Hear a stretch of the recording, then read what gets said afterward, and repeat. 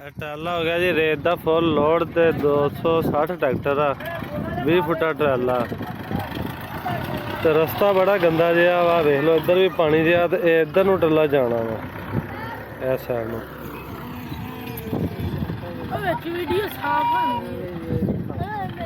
ते ਇਹ ਹੁਣ पता लग जाता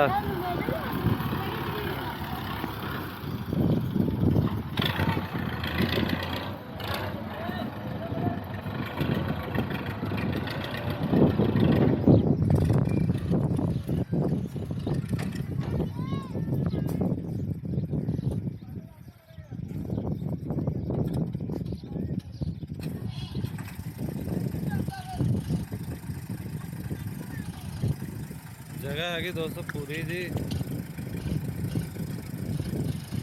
ट्राला भी फुल लोड है 20 फुटा ट्राला रेत दरियाई रेता